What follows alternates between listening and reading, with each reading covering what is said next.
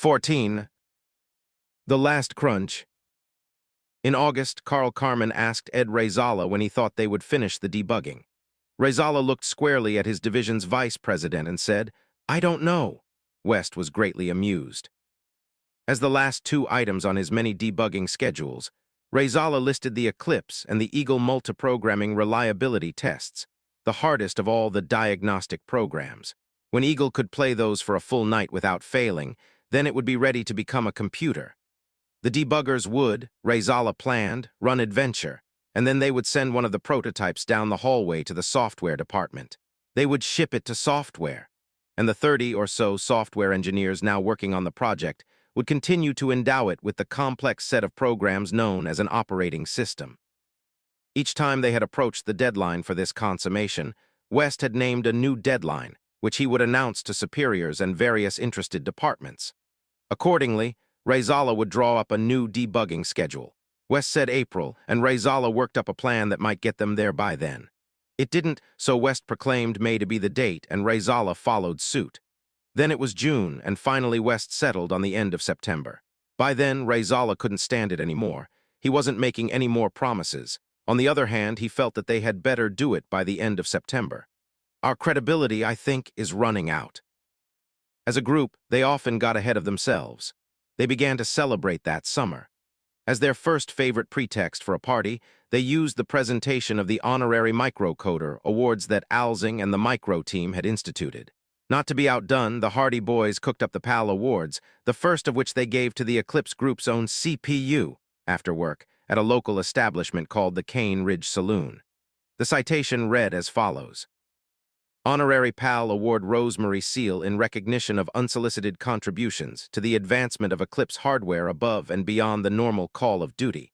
We hereby convey unto you our thanks and congratulations on achieving this high honor. It came in a frame and with a plastic cover. Glued to the center of the citation was a socket, such as is used to hold a PAL chip on a printed circuit board. This being a PAL award, the socket was empty. At a party at his home, Chuck Holland handed out his own special awards to each member of the micro team, the Under Extraordinary Pressure Awards. They looked like diplomas. There was one for Neil Firth, who gave us a computer before the hardware guys did, and one to Betty Shanahan, for putting up with a bunch of creepy guys. Having dispensed honorary microcoder awards to almost every possible candidate, the micro team instituted the All-Nighter Award. The first of these to Jim Geyer, the citation ingeniously inserted under the clear plastic coating of an insulated coffee cup. Somewhat later, at a time more appropriate, at the appreciation dinner that Carmen, with coaxing from Alsing, threw for the team, the wives got their due, the Eagle Awards. Alsing wrote all the citations. Penny Rasala's read, Eagle Award Eclipse Appreciation and Gratitude for Lonely Evenings Award. This is to certify that Penny endured many lonely hours in the absence of Edward Rasala while Gallifrey Eagle was being developed, and on many occasions wondered what was the advantage of Ed being boss if he had to work 2 shifts. It was signed in type by one Gallifrey Eagle and witnessed by Alsing. Thus, as Alsing, himself the main instigator and organizer of parties, put it, we congratulated ourselves on finishing Eagle, and then we went back and finished it. It was an evening in August. They still had a long way to go, but as if in concert with the season, the Hardy Boys were stuck in the deepest lull of their campaign. They had gone back to working single shifts. Even the pace of Rasala's conversation had slackened. Walking toward the lab, he spoke in short sentences and paused in between them. The momentum has slowed down dramatically. Back in the early days when nothing worked, it was easy to find things to do. Now almost everything works. The problems are harder to find. They take days. The people are more tired, I think. The problems may be less interesting. Some are more complicated. This is the grind part, I think. Only a few were working in the lab that evening. None was too busy to talk. Seated in front of Gollum, Jim Vers discussed the picture on the blue screen of his analyzer. Hundreds of white dots blinked on and off while many white lines danced among them. The screen looked like the ceiling of a planetarium, the stars moving, white lines between them sketching out the constellations. It was lovely. Vers called this picture a map. After staring at the map a long time, he said, you get used to what it should look like. By now, he and the other debuggers could tell which of the dozens of diagnostic programs was running just by looking at the map. Did I notice how the patterns kept changing in rhythm? He asked. If on some part of the screen images froze, that meant trouble inside. This picture looks healthy. Rasala stopped in at John Blau's station in front of Coke. Blau is dark-haired with the smooth, clear skin of a child, but large black circles under his eyes stood out in sharp contrast to his white skin. He looked like a raccoon. Rasala sat down and visited with Blau for a while. Blau had become a hardy boy after Josh Rosen quit.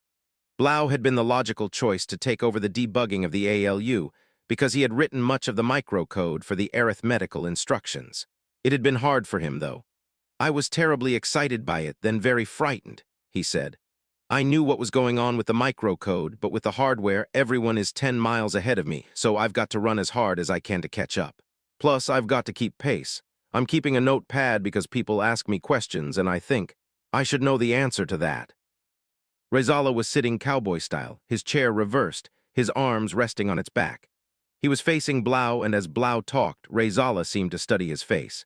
Blau had presented to Rasala a problem of management, at least as severe as Rosen had. No sooner did Blau start work on the ALU than he became so frightened that he had to take a week off. Blau also liked to work, said Rasala, from 1 p.m. to whenever. He kept what Rasala called good Alzing hours, and this habit created scheduling problems. They had 4 prototypes now, but many people needed to use them. Scheduling, machine time was tricky, and an engineer keeping quirky hours could disrupt everything. Moreover, the bugs now tended to be synergistic. Someone working on a problem in the IP might need to have the ALU's expert around. And Blau was at least as different from Rasala as Rosen. Blau was known as the introspective one, the philosopher of the group. He didn't fit Rasala's definition of a hardy boy exactly. He's not as tough as the rest of us are, said Rasala. He's a sensitive guy, he's a good guy, so if someone comes into his office, he'll tend to let them talk for hours, no matter how dumb their questions are. Nevertheless, Rasala did not speak brusquely to Blau or tease him roughly. They had what Rasala called heart-to-hearts. Well, here's my problem with you, John. Well, Ed, here's my problem with you. If you saw them talking together, you might have thought that some of Blau had rubbed off on Rasala, or vice versa. Or both. When Rosen left, Rasala went around for weeks saying, I failed, and if only I'd had more time, a guy as smart as Josh. No manager wants to lose people, it doesn't look good. But Rasala's reaction had seemed to border on grief. He had read self-help manuals and shaved off his beard, and he looked less imposing without it. Nowadays, it seemed, he spoke wistfully on such topics as his bouts with diagnostics and his fear that there would be no stock options for the kids. One day around this time, Hulbger came storming into Rasala's office, complaining about Jim Geyer. Geyer, it seemed, refused to stop working on a certain problem of low priority. Hulbger and Geyer were like brothers, always arguing. I'm gonna get Geyer off the machine, said Hulbger. Rasala just listened calmly and nodded and nodded. Finally, Hulbger said, let Geyer do what he wants. It doesn't really matter. Rasala smiled and kept on nodding. It was catching, perhaps. Now in the lab that evening in August, Rasala asked Blau what he was working on. They talked about the particular problem for a while. Rasala turned to me and said, it's the kind of problem where you push in the clutch and the horn works.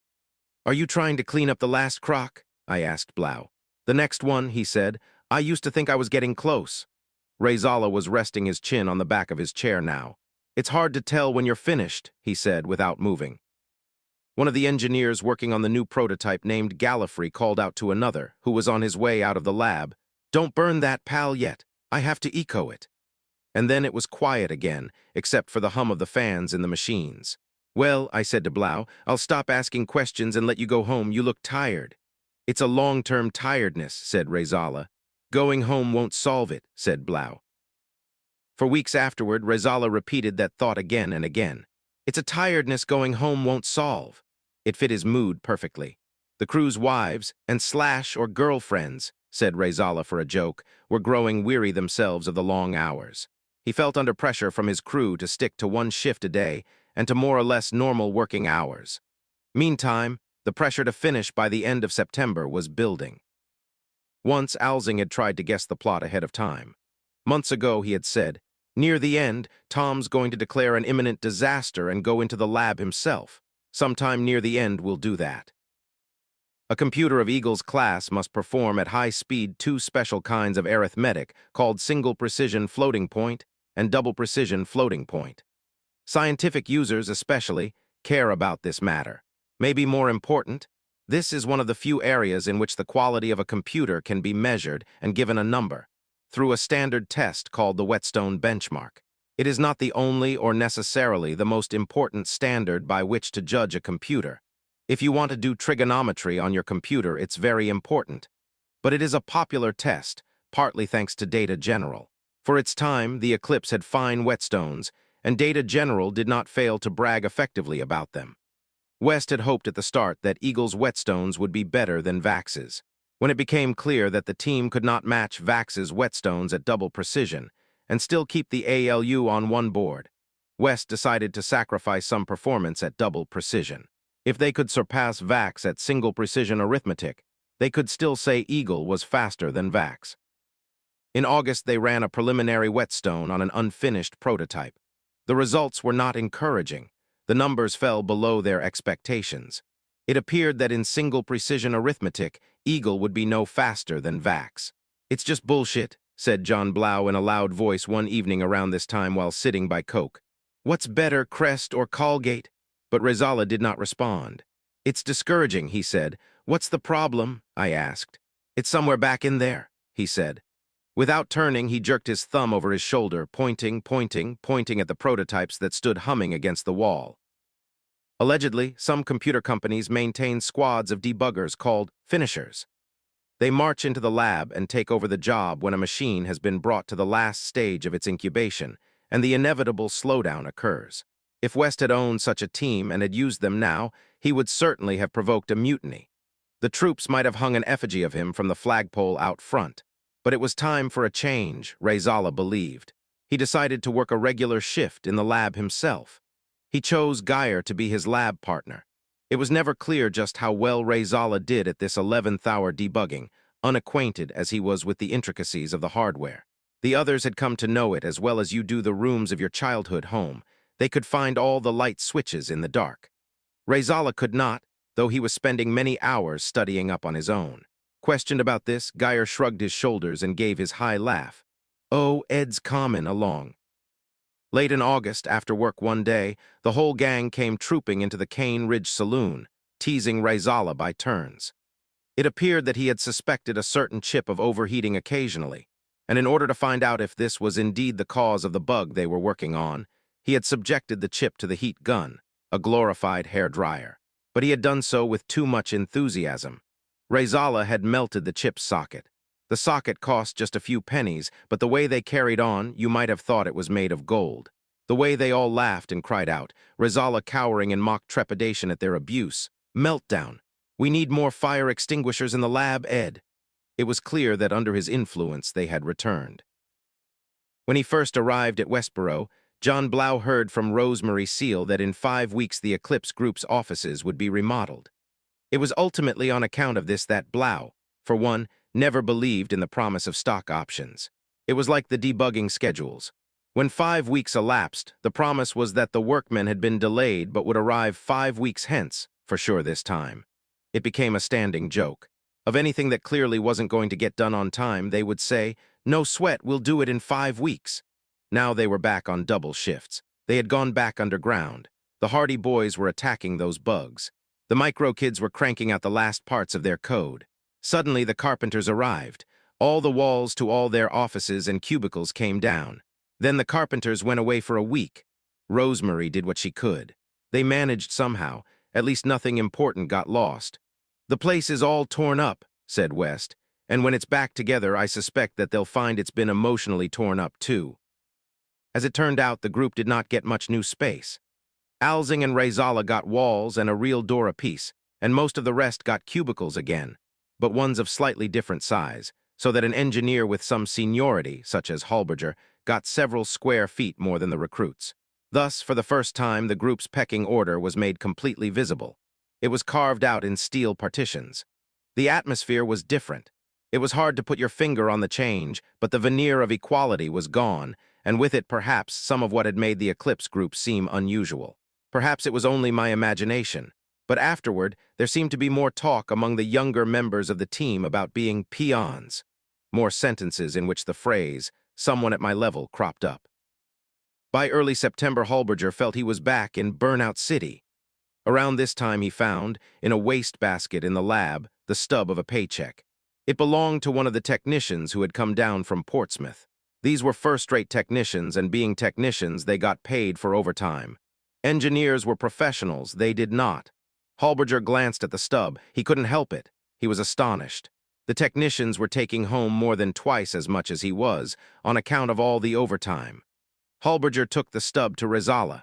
Together, they burned it so that the troops wouldn't see it, and then they went back to work. Holberger laughed. He said once again, "I don't work for money." By Saturday, the 15th of September, Rasala felt that they were close. He inaugurated what he called the last big push. "We're gonna work round the clock Saturday, Sunday," he said. "We're gonna do it all and bathe in glory, guys." Late on Saturday afternoon, however, while running one of the last advanced Eagle diagnostics, Gollum came down with a bad-looking bug. The failure occurred when the diagnostic program called for an interrupt, an order that the computer pause, store all unfinished work, and start in on another job. A computer must deal with interrupts smoothly and regularly if it is going to handle many terminals at once. Geyer, Holberger, and Rasala took on the bug. They studied the printed listing of the steps in the diagnostic program, and they saw that in addition to everything else, as if interrupts weren't tricky enough, the program was trying to test Eagle's ability to move from one block of memory to another. Then they saw that this program also contained a page boundary crossing, another fairly arduous maneuver through memory. Rasala felt stymied. There were too many possibilities, boundary crossings on top of block crossings on top of interrupts. It's some complex interaction of the IP, the ATU, microsequencer, and the IOC, and probably the ALU for that matter, thought Rasala. In effect, he was thinking, it's the whole damn machine. So they hooked up an analyzer and they followed a signal out of the system cache to main memory, territory into which the analyzers cannot look. And when the signal came back from main memory, it had changed from a 1 to a 0, from a high to a low voltage. Essentially, it had disappeared. 4 hours passed. Geyer left, worn out at last. Holberger and Rasala lingered a while. They suspected it was one of those time bombs hidden far back in the diagnostic program, but they couldn't find it and they went home. The last big push ground to a halt. Next morning, Sunday, all three gathered in front of Gollum again. Perhaps it was a timing problem. Gollum was running with the normal 220 nanosecond clock. Coke next door was still using a slow clock. They took the diagnostic program to Coke, and on Coke it ran without a hitch. So it was a timing problem. Had to be. Holberger and Rasala began trading theories. In the lab, three-way conversations often led to confusion. Geyer bowed out of this one. He pushed his chair to the table in the center of the room and rocked back. He was just thinking, gazing absently at Coke, at the boards lined up in a row inside the frame. It was like looking at a shelf full of books, and he noticed before he even realized it that Coke had one more board on its shelf than Gollum did. It had an extra memory module. "Oh, shit," said Geyer. "What?" said Rasala without turning away from Gollum. Geyer went leafing through the listing of the diagnostic program. "I don't want to tell you yet," he called over, "but I think I've got it." "You tell me now," said Rasala. So Geyer brought over the listing and reminded them that Coke had 2 boards of main memory, whereas Gollum only had 1, and the conversation turned cryptic. "Yup, more than 256K, said Holberger, looking at the listing of the diagnostic. In essence, Holberger was saying that the diagnostic programmer, in trying to test Eagle's ability to cross from one block of memory to another, had inadvertently directed the machine to cross from the block located at the very end of one board of main memory to the block at the beginning of the next board. But in Gollum, there was no next board. So when the program told Gollum to go to the block on the board that it didn't contain, the prototype fell off the end of the world. The Rashios nation proceeded. They had failed to recognize these facts because they were used to thinking in the numbering system that Eclipses employed. Eagle used a different system. "And we didn't change our way of thinking," said Rasala.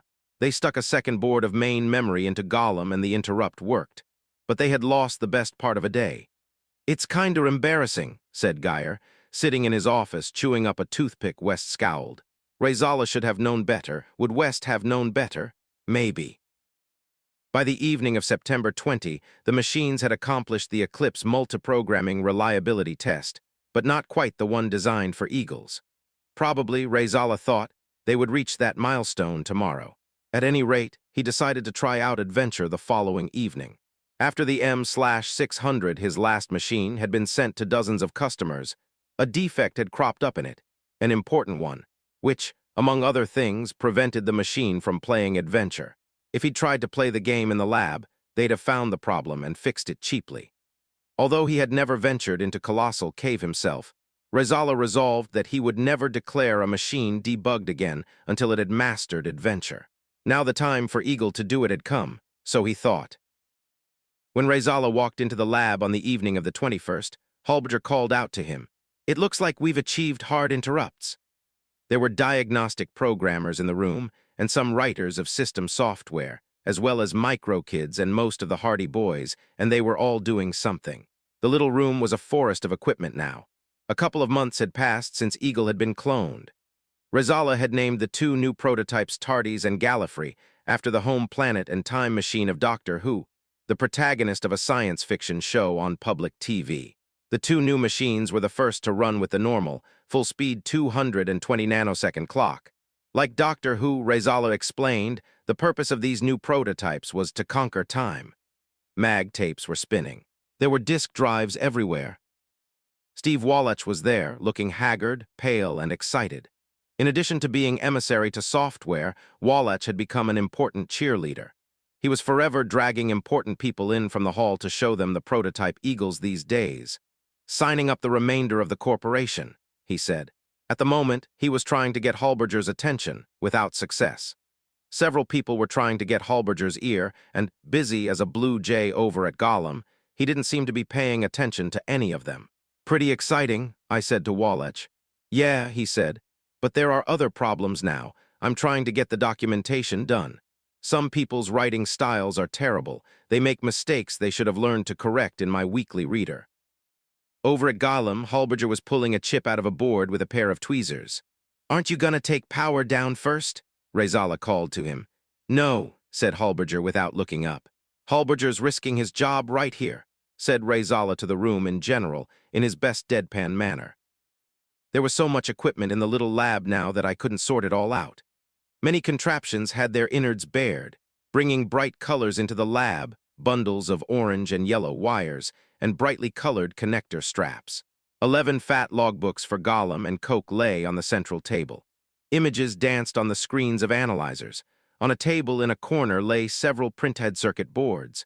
They had messages taped over their wires. "Doesn't work. Can't be written into." A microcoder called a question to Halberger. Halberger called back, "Don't know." "There's a rumor," declaimed Rasala, still standing in the center of the room, "that they're impeaching Halberger to take away his honorary microcoder's award." Geyer was at the console of Gallifrey.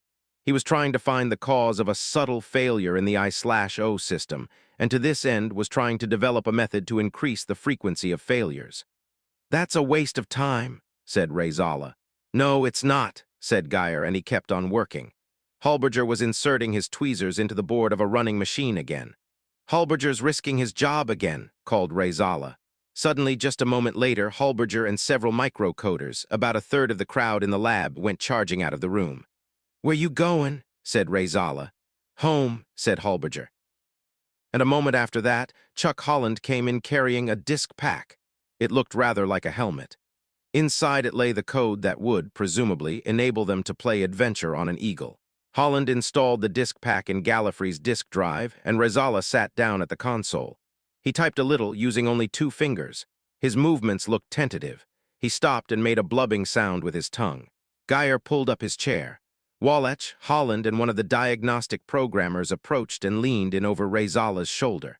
Everyone was giving Rasala advice. It was a big moment. If it worked, if Gallifrey now opened up Colossal Cave, it would be the first time, after more than a year and a half of hard, nervous labor, that an Eagle had done something more than run tests. The computer would at last exist. The console scratched out a message.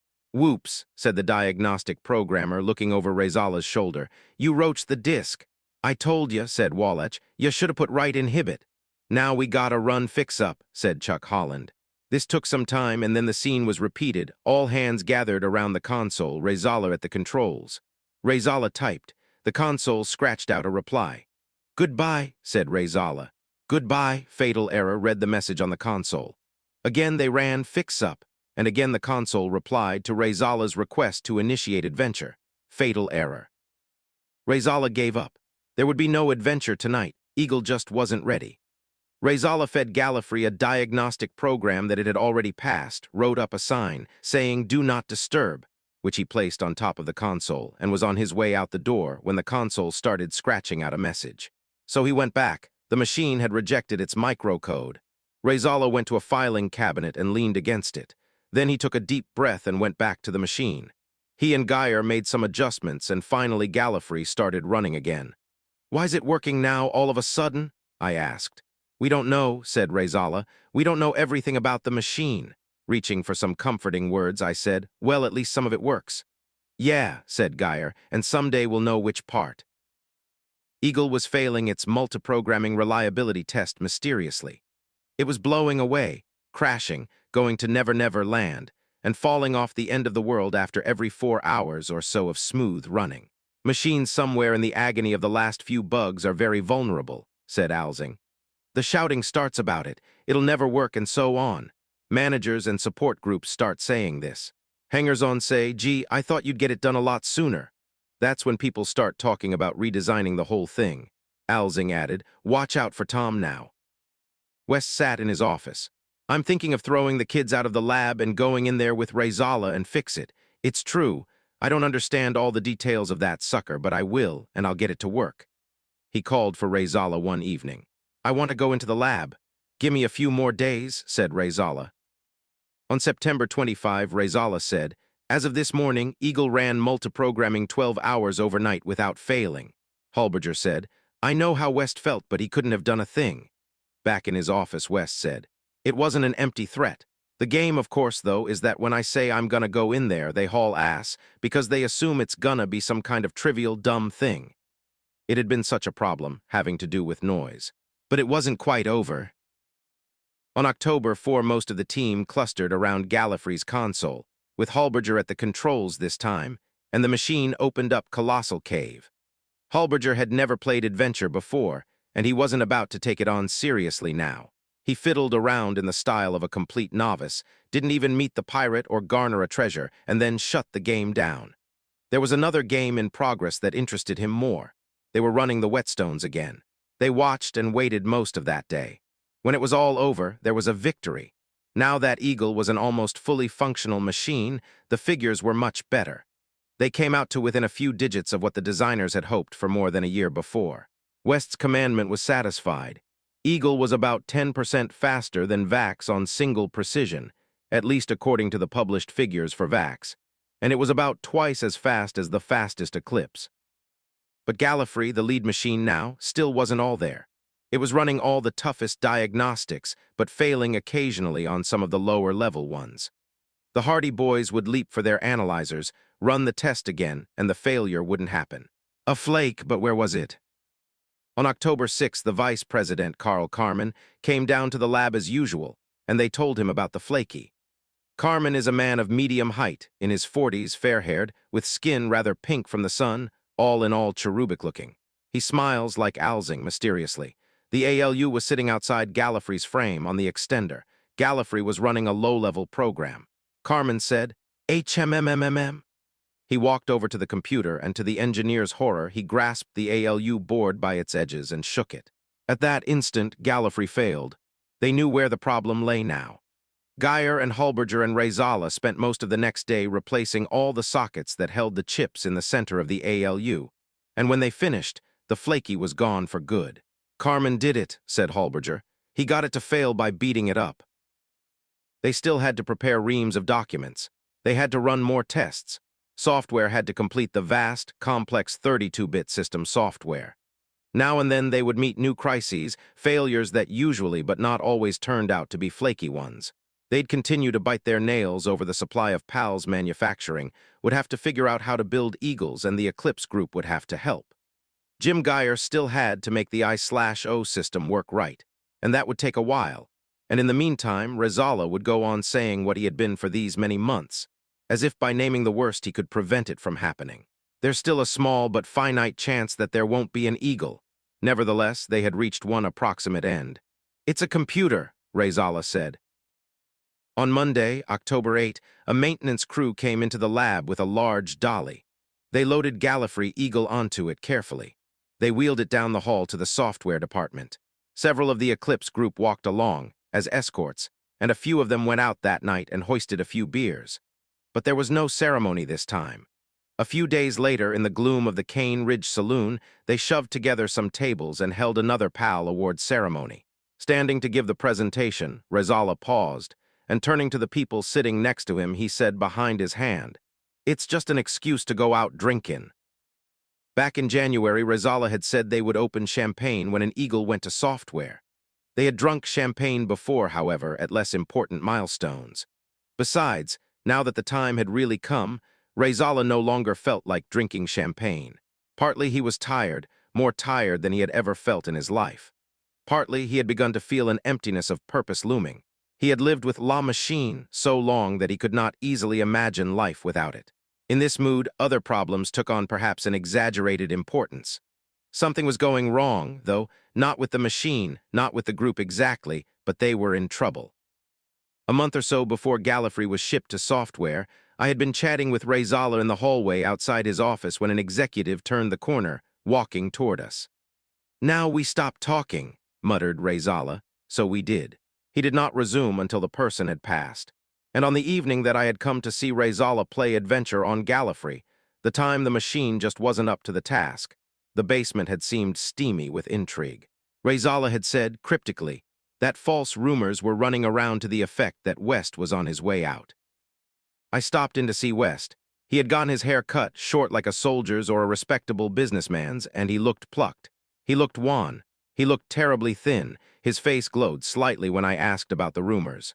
Smiling slightly, he remarked, paraphrasing Mark Twain, "The rumors of my death are greatly exaggerated." West had said once, "Data General is a paranoid place, and the Eclipse Group does nothing to, relieve that." I'd heard a story, no doubt apocryphal, about a man who, while working at Data General, became so fearful of his colleagues that he took to crawling under his desk in order to read his mail. I'd been having some small arguments with the company myself, and that evening I'd twisted them out of all proportion in my mind. Coming into the main lobby at Westboro, noticing the usual glances of the others sitting there and the receptionist's pleasant smile, I had the feeling that they knew something about me that I didn't know. This passed, but I felt lightened when I left the building that night with Rasala. Rasala looked grim. I thought perhaps it was the aborted launch into adventure, but he seemed to feel positively cheerful about that. "If it never failed, there wouldn't be any point in making it work, would there?" he said. We went to a Burger King a few miles from the plant. While we were waiting in line, Rasala said to me, "You felt it tonight." "What? Your whole mood changed. You were relieved to get out of there." I agreed that was so. Then I asked him if he ever felt glad to get out of there. Rasala looked me over up and down as if to say it was a foolish question. "Once a night," he replied.